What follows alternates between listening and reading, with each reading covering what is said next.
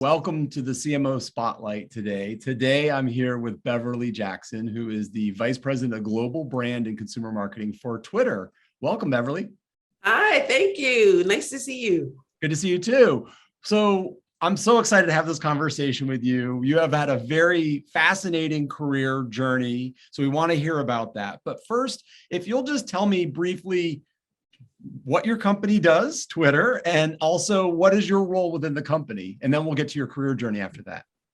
So I am the Vice President of Global Brand and we say consumer marketing as well as creative studio here at Twitter. Twitter is in fact the brand that everyone knows, but very few people sort of really truly understand what we do and the power of Twitter, or at least the full power of it, as I like to say. But Twitter is effectively the conversational layer of the internet. Twitter is what's happening. If you want to know what's happening, if you want to be a part of the conversation, Twitter is the destination. Twitter is news. It's content that's in real time or live content. It's policy, it's education. It really truly is what's happening. And it's where people go to have a conversation about it. And whether they're receiving that conversation or actively participating in it, Twitter is that destination. And so my job at Twitter is to sort of shepherd the global brand and shepherd the brand where it is and how it shows up around the world, in new markets, emerging markets, as well as our more established markets. And it's also my opportunity or my responsibility to be the point of contact with our consumers. And so it is how the brand is articulated to consumers, how it's expressed to consumers that my team is responsible for. We are also lead our internal studio and agency. So a lot of the creative, which is so important to me, the work itself comes from that group. So it's a pretty eclectic group. It's pretty diverse, but some of the smartest, the most amazing people I've worked with ever. I love it. So what was were you a creative by trade or so talk to me about your career path, because I know it began agency side. You worked for a bunch of different interesting companies, including your most recent employer just got acquired by Microsoft, I heard. But so tell us a little bit about the career journey that led you to this role. So it's interesting.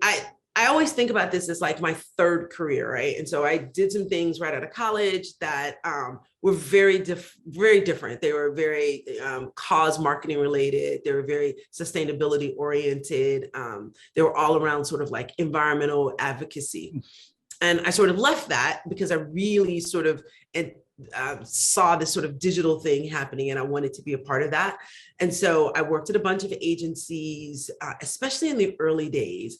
So I spent a lot of time at agencies on the account side, on like the product development side, less creative, like absolutely less creative, like never did anything substantive or creative at an agency environment. I'm more of like a biz dev person, an account person, and a product development person. And so I spent a lot of time in the early days working on like, could we create this product? And is this a product offering that we think consumers or our clients would want? And so I spent a bunch of time doing that, moved on to do some startup work. And so I did startup in small, like really bootstrap startups. I worked at XPRIZE for a little while, doing some really, really cool work around just sort of like challenges and business challenges, trying to solve big problems. How do we do space travel on a consumer side? How do we trace the human genome quickly, which now seems so ridiculous because we can get our ancestry back from DNA in like 10 days, right? But doing that work, and how do we bring back electric cars? And so that was some of the work that was being done at XPRIZE. But I also worked at like in entrepreneurial environments in big companies. And so I led product development at Tribune Interactive for a little while.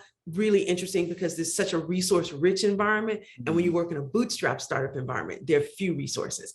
And then I sort of moved on to entertainment and media. And so that's part of the last part of this. And that would include hospitality, gaming, media itself, and whether that's entertainment media or consumption media and digital media. Sort of all prepared me for the Twitter space, I think, in a lot of ways. I've worked on everything from branding to product development to consumer marketing campaigns to digital marketing campaigns to really brand identity and creation. But I'm not a creative. Like I can't draw, I can't edit, I can't shoot. I just know it when I see it. I know what good creative looks like when I see it. I think you and I might be in similar boat in that regard, because I'm the same way. I really appreciate great quality creative. I can't do it, but I appreciate the work No, that goes into it and the people that do it. And, you know, I know what good is and what bad is. I always think, the last parts of my career, the last 4 jobs or so have really been about like disruption and transformation. And so I typically show up when someone wants to transform something, right? When they want to make it different. The thing about being in that transformative space is it really does require you to hone your storytelling skills.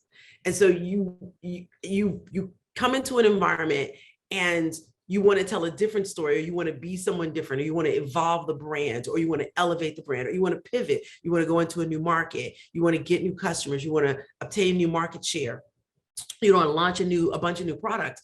That really does require you do some level of deep storytelling, and that you're able to pull customers through and help them follow you. And not just customers, but investors and the media. You need to help them bring you through that story, that journey.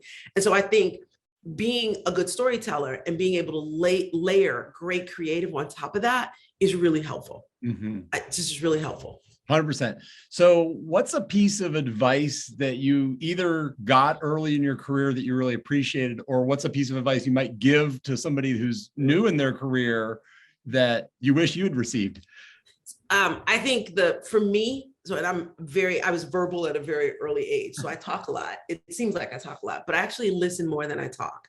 And I think for me, very early on, I learned from a bunch of auditors that I worked with, quite frankly, is we would do these big audits of, just business audits. And one of my bosses said to me, he goes, "It's always better if you ask a big open-ended question and just let them talk." And understanding the value of pregnant pause. And I learned that when I was doing like biz dev and some other things, but it's that idea that you listen more than you talk. And I think it's that famous sort of meme that says you have 2 ears and 1 mouth, so you should listen twice as much as you talk. Right. And so it's that idea of listening and active listening, not thinking about what you're going to say next. And then the idea of tuning your hearing so that you're able to hear voices that are not as loud as other voices. Oftentimes in a creative review or creative experience, or even when you're sort of walking through some sort of brainstorm, the person who is not nearly as vocal as others has the best ideas. Yeah. And as the leader of a team, it's really important that you are attuned to those voices across the room and across the team. And that has just been widely valuable to me over the last 20 years of my career. I would think if I were telling someone something or giving them some advice, I certainly would give them that advice because it was helpful to me, but I think that was probably more unique to my personality.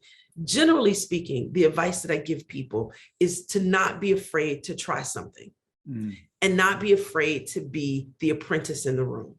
Many times in my career, I've not been the expert in the room. And even when I'm the leader of the team, I'm not necessarily the expert, and I'm the apprentice, which means that I'm really sort of trying to figure this out with you. And I think about one of the things about being a good leader is your team expects you to have a strong POV, but they also expect there to be an opportunity for them to have a voice in that. And so this idea of being willing to be an apprentice, being willing to try something just on the strength of the team's commitment to it, trial and error, I've never been afraid of that. And that just means that you have to be willing to be an apprentice in that environment. Yeah. And so it sounds to me like maybe there's some attributes that lead you to that, to leverage that advice. So certainly curiosity, is important, because trying to coax the people who are quieter, that are maybe more introverted in the meeting, to give their opinion, share their opinions, and extract the best ideas. Because I think many of us believe that the best ideas come from a diverse set of perspectives, and you got to sometimes coax them out gently to get the perspective. And then, to your point, being okay not being the expert is a little bit of vulnerability. Showing some vulnerability as a leader is also a important trait, I think, to being a great leader. So that leads me to the next question, which is, I believe that everybody has a superpower of some kind, and I'm curious what you think your superpower is, Beverly. That's interesting. That's a question that I ask my team, any new team that I lead. Yeah. I always say to them, tell me your superpower. Like, I want to know what no one knows about you, what your superpower is. I think my superpower is I am the personality wrangler, and I like to bring lots of different eclectic people together to see what we can build together. My superpower really is about team and leadership. I am always team first. I tell my team this now, like, how do we play for the front of the jersey? Like, you never want the one person that's like just for themselves. And I will always sacrifice myself for the team, even to the detriment of my own career, because if the team wins, we all win. And in many ways, I'm a journeyman like that. Like, I'm very different than sort of a lot of people in my space, in the sense that I want the team to win, and I'm never in competition with my team. So my superpower is really about my ability to pull together these really diverse, powerful, eclectic teams that just sort of work. And oftentimes I think about my leadership team now, at Twitter, the team that we put together. And as we started putting people in place into these roles, the recruitment team would say, "Are you sure you want that person?" And I'm like, "Oh yeah, that's exactly what I want." And it is not just fitting people into a role, right? It is being able to look at that person, look at what they want, and then look at how they can not only meet the expectations, but exceed the expectations. And so you want to put people in a role where they can grow into it. And I love that about building teams. It's just, that is second to the work. Building the teams is really what I love the most, right? Giving people an opportunity to lean into their destiny. So I'm going to give you a curveball question related to that, which is, it sounds to me like in some cases you're looking for opportunity to bring tension into the team, looking for an opportunity to bring opposing viewpoints, or, so in some cases conflict can be really good for the team because it helps you maybe consider other perspectives. I don't know. Are you looking for tension sometimes? Generally looking for tension, because as a people leader, that's a whole nother layer of like extra drama that you generally don't need. I think what I'm more looking for is, I'm looking for people, because you touched on it, right? I'm looking for people who are genuinely intellectually curious, right? I'm looking for people who want to try to do something different.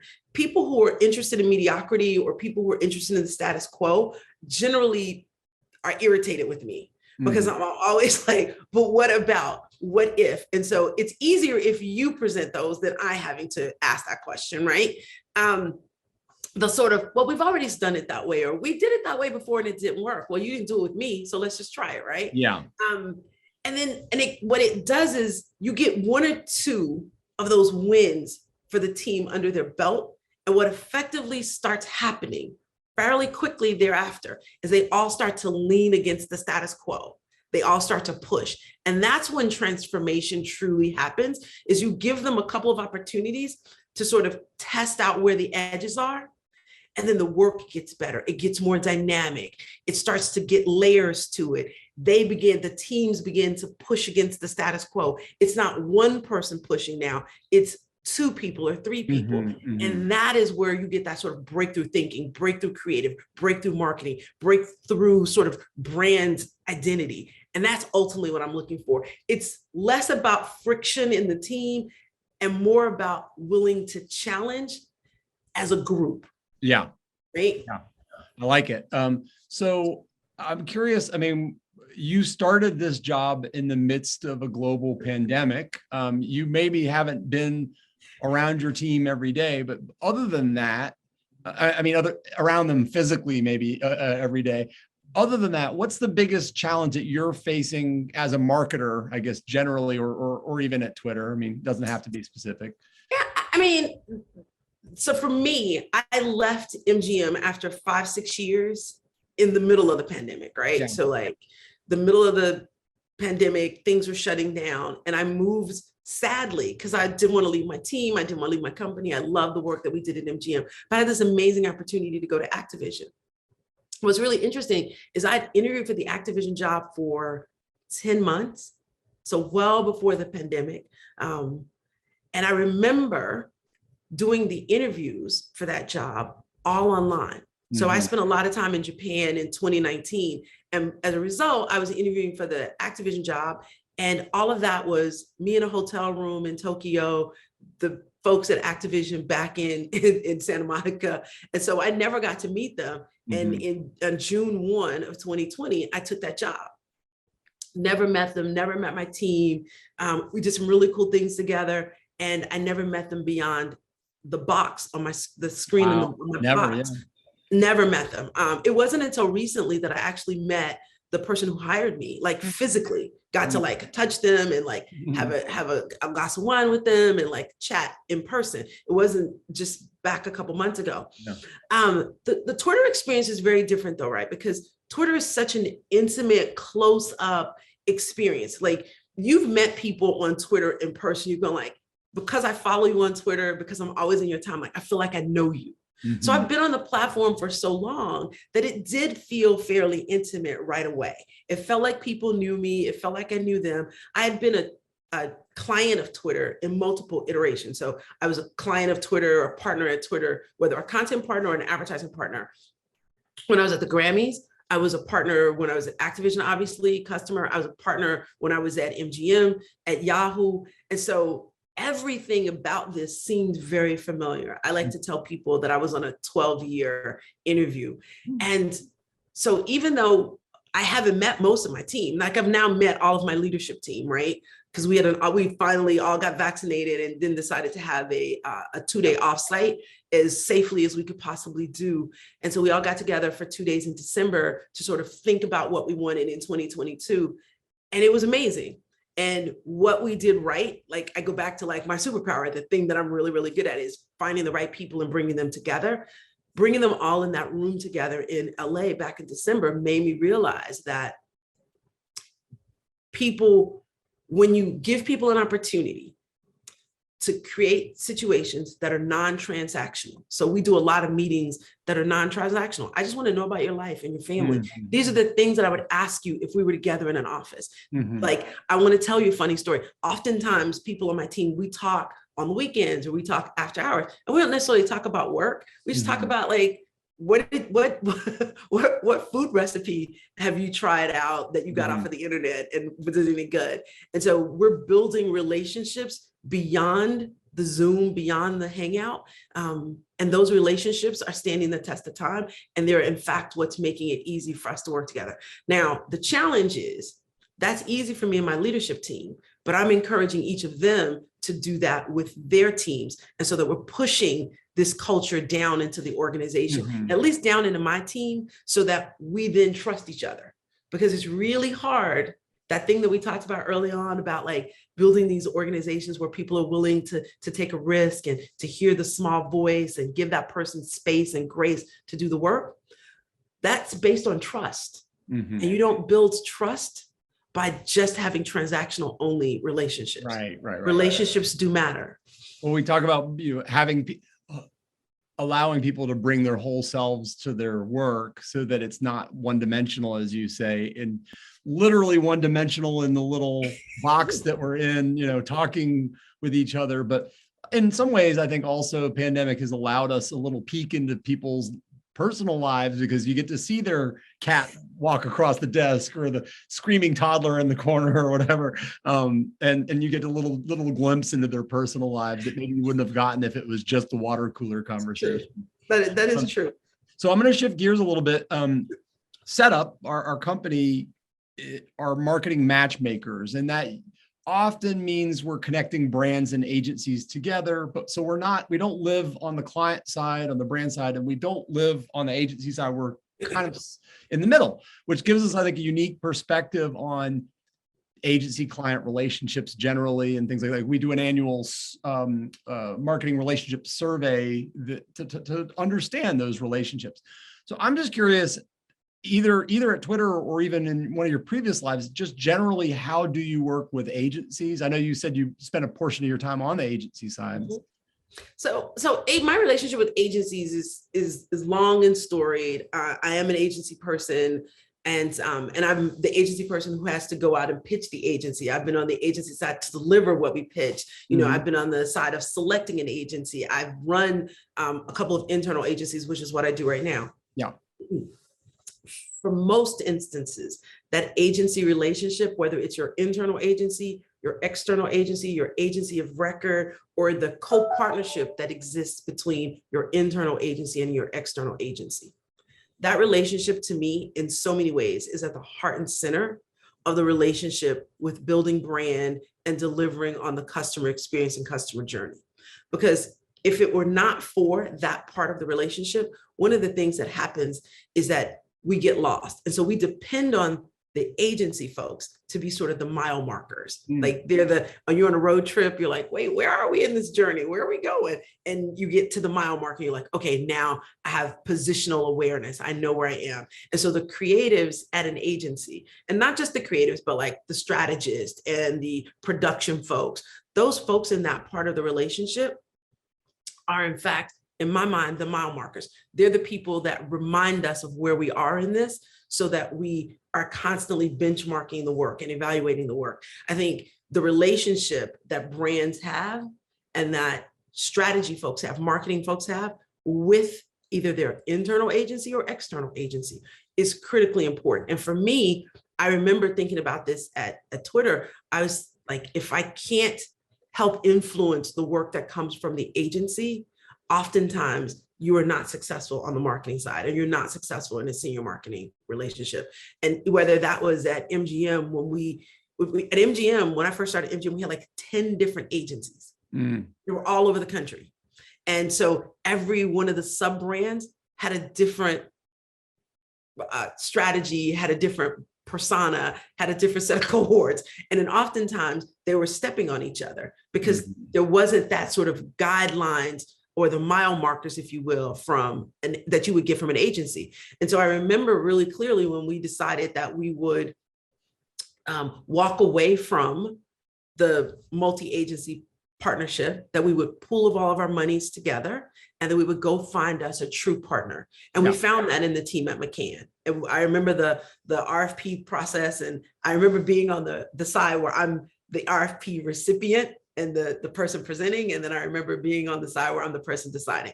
I think I actually like the energy of the presenting side more, but I like the power associated with being the one selecting. That part is definitely easier. Selecting is easier.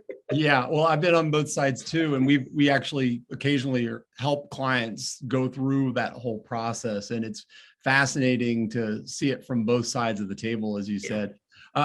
So one more question, just generally about agency support, and then we'll move on to a couple other things.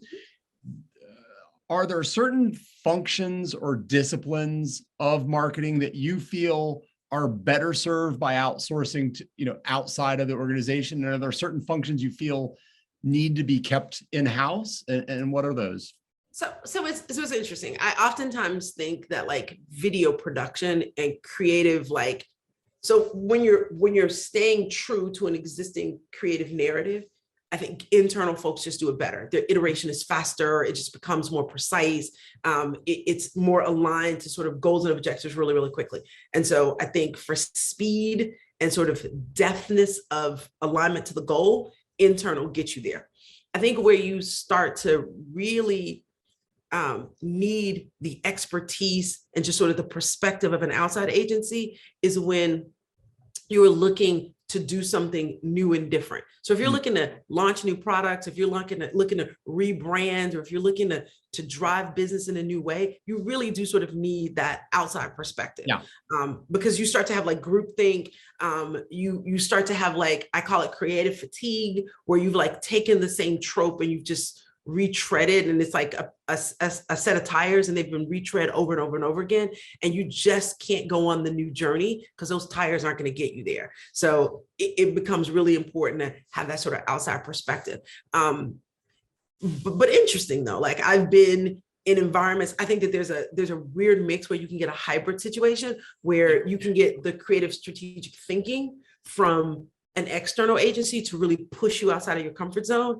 And then you take the experts that you have inside the organization to hone that so that it really truly fits and feels comfortable to the brand and all the cross-functional stakeholders that have to adopt it. Yeah, that's great. I think and I think to your point, every situation is a little different in terms of companies where there are certain functions that some companies would never, ever think of outsourcing in any way, shape, or form. And then there are plenty of other companies that's the only thing that they would outsource, Well, I have one more marketing question, and then we have some fun questions to wrap up. This one is there a particular campaign or program that you've executed in the past that taught you an extremely valuable lesson, either because it was a huge flop and you learned a great deal from it, or was a huge success and it, you wanted to figure out a way to maybe replicate that success in the future? I think they're probably, okay, so I'm going to ask for a little bit of grace, and I'm going to give you 3, right? Okay, so the first one is when I was at MGM, we were presenting the final season of Game of Thrones, and the composer wanted to have the Bellagio fountains, or the fountains at Bellagio, sort of programmed to the music from the show. And it was this huge opportunity for us to sort of tease that out. So it was like a big secret. No one knew. It was this big reveal. And it was and anything you do on the fountains of Bellagio in Las Vegas, people like flock to it, right? It is an iconic trademark brand. That campaign was like, how do we tease that? Because once it's done, so people are going to like film it and they're going to put it up, and like, how do we tease that out and bring that as it's a full life as possible? How do we get as much out of that as possible? So we created this little teaser campaign on the front side of that. And we were audacious enough to dream, right? And I told the team, and the running joke is I've never seen an episode of Game of Thrones. I just never seen it. I haven't either. Yeah. I just have never seen it. I know what it is. I know its cultural impact. I've seen dozens of snippets. I've probably seen thousands of snippets of it online. But the reality is I've never seen a full episode. But my team was obsessed with the show. Like, they were obsessed with it. And when we started to put together the teaser campaign, I ran to the Saks Fifth Avenue and bought a size 4 red sequin dress, because you can find those in Las Vegas, red sequin dresses. They may not be in the shops of everywhere, but in small town America. But in Vegas, in the middle of the year, you can find it in any corner store in Vegas. any corner store. So I found a size 4, didn't have any idea who was going to wear it. And so what we did was we actually, from the main brand handle, we started to tease out these iconic moments. And so we did a wedding in the Bellagio garden in the red sequin dress to match the red wedding. And then we did, there's one where this golden hand comes through. And so we did one where the golden hand came and pushed all the chips in on the table. And so they were all in. And so we did these little snippets. There was one where there was a wine goblet, and there are all these different moments in the show that were iconic. We actually had an egg sort of crack open, and no one knew what it was. We went to one of our chefs and said, hey, we need a big egg. Yeah. So they created this big egg for us, and the egg cracked open to suggest a little dragon. Yeah, like that a dragon was coming out of it. But that was amazing. Like, we just teased it. We didn't say anything. We just teased it. And it was incredible, an amazing campaign. So the 2 lessons from that is listen to your team and then get out of the way. Mm-hmm. And that was one of those moments where I remembered those lessons, and then I let it happen. I think the other one is the campaign that we're currently running at Twitter right now called Tweet It Into Existence. And it is this, Twitter can be sort of noisy, and people have varying perceptions of what Twitter is, right? Yeah. But there are years of whether it's Matthew Cherry or Issa Rae or Patrick Mahomes, or just ordinary people at the time, sort of whispering their aspirations on the platform in the way of a team. Greatness. You knew, we now know that they were destined for greatness, but back then, not so much. But they whispered it. And then their careers just took off and became these big roars. And so what we're doing is this idea of like tweet it into existence and like just manifesting your affirmations of what you want in the world. And it's been wildly positive, incredibly successful. And my team has thought about like different ways to bring that to life. The reason I use that one as an example is because that's not my idea. That idea didn't come from my team. That was the inspiration from the woman who runs our partners group. And it was also from our CMO that just have like really good instincts about the brand. My job is not necessarily to come up with every great idea. My job is to bring other people's great ideas to life. And so that is getting out of your way, stepping out of your own ego, not recognizing that every idea has to come from you, and then figuring out how to make the idea better. You know, so what we did was we put them on, you know, we've done these big billboard out of home campaigns before where it's a tweet, just a tweet, because the tweet is the hero. It stands on its own from a brand perspective.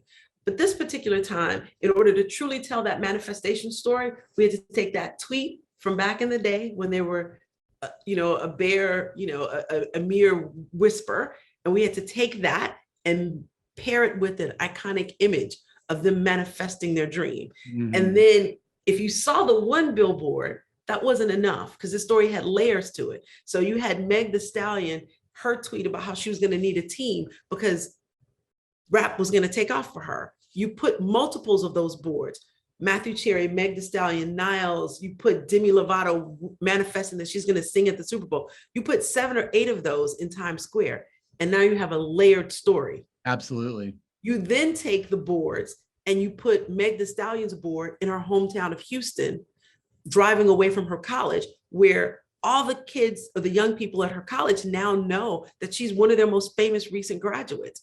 And now you've got layers to that story. And then you take, you know, Matthew Cherry's manifestation that he's going to one day win an Oscar, and you put that in the Hollywood Reporter or the Variety's award edition. And so now you've got layers to the story, and you are like talking to fans and encouraging them to bring, and again, amazingly, wildly successful. It's still going, but not my idea. Get out of the way and help make the work better. Doesn't have to be your work, make it better. All right, I've got a couple more quick hitter, Okay, let's go. Quick questions. But before I ask them, the question is, Beverly, what will your whisper be? My whisper is that everyone on my team will run their own teams at a global level, driving impact one day. Cool. I love that. For my team. Okay, so I've got two final questions for you that they're pretty quick hitters. One is there a band or musician, a book, a movie, or a quote that really inspires you, or a sports team, you know, that really inspires you? So I play roulette. I live in Las Vegas, so I play roulette. And my favorite number is 23. I'm also from Chicago. So we know what 23 is in Chicago, right? I don't know why 23 is my favorite. I grew up in North Carolina, Beverly. I'm familiar. I'm familiar with the man you're talking about here. So Michael Jordan is probably my favorite athlete. And I have others like, you know, but Michael Jordan sticks out to me, not for any other reason other than he just put in the work. He just puts in the work. And so I think for any marketer, I think what makes me a good marketer, what makes me a good leader is because I'm a good follower, because I'm willing to take risk. I'm willing to take on the responsibility and the mantle of leadership, but I'm willing to put in the work. And Michael Jordan is that kind of a journeyman. Michael Jordan is that kind of a guy that gets up every day. And even if the game doesn't go his way, he comes back every day and he goes 115%. So Michael Jordan, 23. Well, so you already answered my other question, so I can skip that one. And my last question is just, is there something that you wish that I had asked as part of this conversation, or something I should ask future conversations like this? So I do. I think the question that you didn't ask me, or the question that you should have asked me, is what part of my career do I regret? Ooh. So what was your answer to that? I love that question. So I tell people this all the time, right? I regret. So I did great work at the Grammys. Our team did great work. Like, it was really transformational. It was the early days of like social, and we were the first people to bring like social media platforms to the red carpet and treat them like media outlets. We did a lot of breakthrough work. We were the first ones to say that the social media leaders would eventually be rock stars in their own right. And we did that work, and there's like great work, right? I stayed too long. I stayed too long. Good marketers know when to move on. Mm-hmm. The work there was never going to change. It was never going to be different. We were always going to be doing a really cool show. And I did 5 or 6 of them. Did the Latin Grammys, did like Grammys on the road, Grammys at school, like all these things, like all these different iterations. But I stayed too long. Mm-hmm. And so a good marketer needs to have enough confidence to be brave enough to move on to the next thing. Mm-hmm. Doing the same thing over and over again is not excellence. I really appreciate that. It's a great message. And that's a great question that we may add to future CMO Spotlight conversations. So I want to thank you. Beverly Jackson is the Vice President of Global Brand and Consumer Marketing at Twitter. Beverly, this has been an amazing conversation. Thank you so much for sharing your insights. Thank you. Anytime. It was fun for me. It was a great way to start a day. So thank you for having me. Great.